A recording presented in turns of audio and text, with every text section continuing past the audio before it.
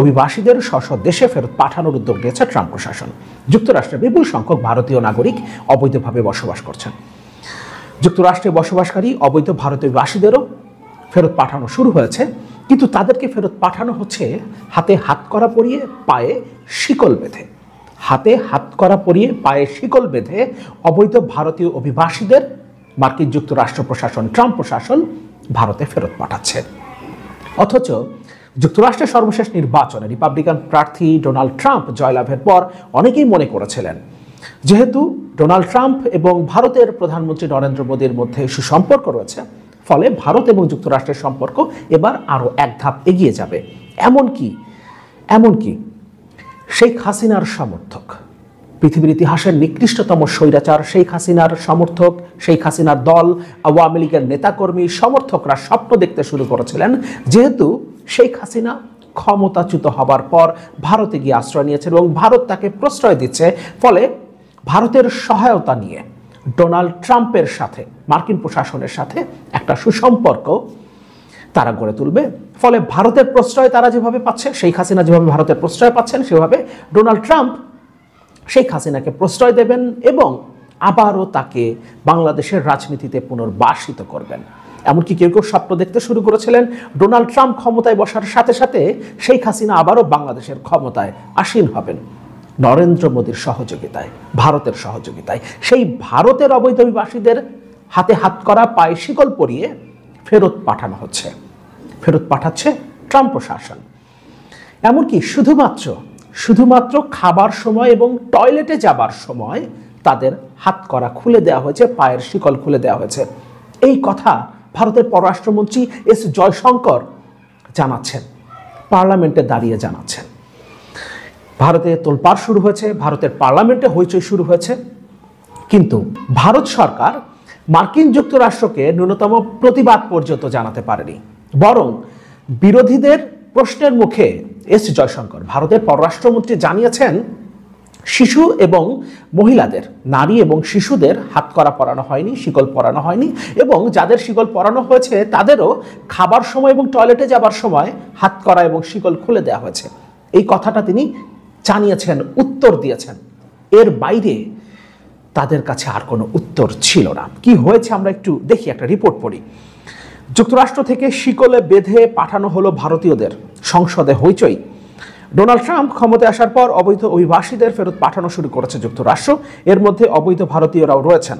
সম্প্রতি একটি সামরিক উড়োজাহাজে অবৈধ ভারতীয়দের হাতকড়া ও শিকলে পা বেঁধে ফেরত পাঠায় যুক্তরাষ্ট্র।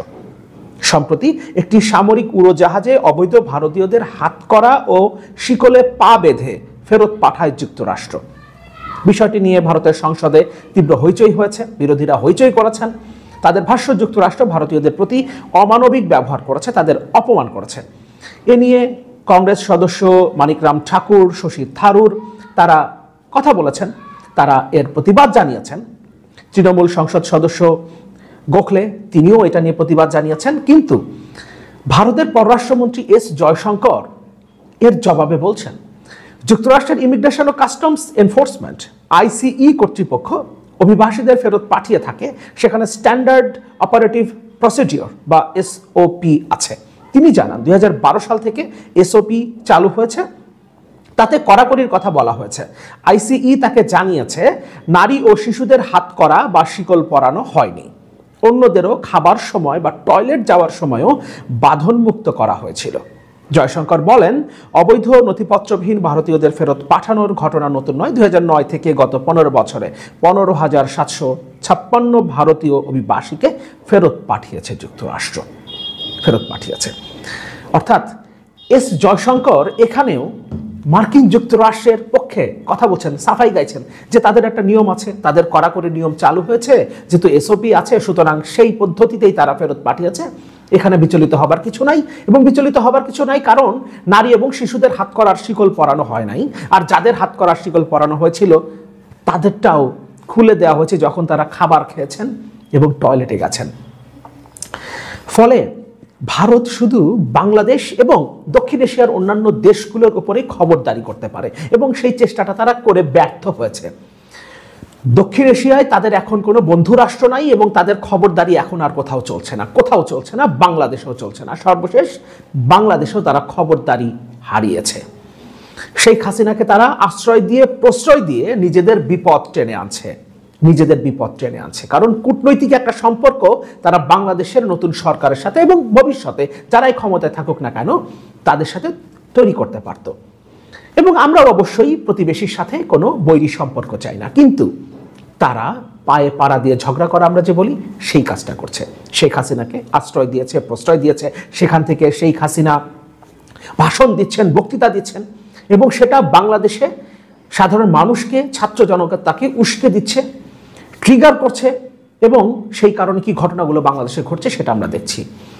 ভারতে বসে থেকে শুধুমাত্র শেখ হাসিনা নন, আওয়ামী লীগের হেভিওয়েট নেতারা, আওয়ামী লীগের অবৈধ সরকারের মন্ত্রী, এমপিরা, এমনকি প্রশাসনের অনেকেই, আমলাদের অনেকেই আশ্রয় নিয়েছেন এবং তারা সেখানে বসে বাংলাদেশকে অস্থিতিশীল করার ষড়যন্ত্র করে যাচ্ছেন। এই সুযোগটা ভারত তাদেরকে দিয়েছে। ফলে ভারত শুধুমাত্র বাংলাদেশের উপরে এবং দক্ষিণ এশিয়ার উপরে খবরদারি করতে পারে।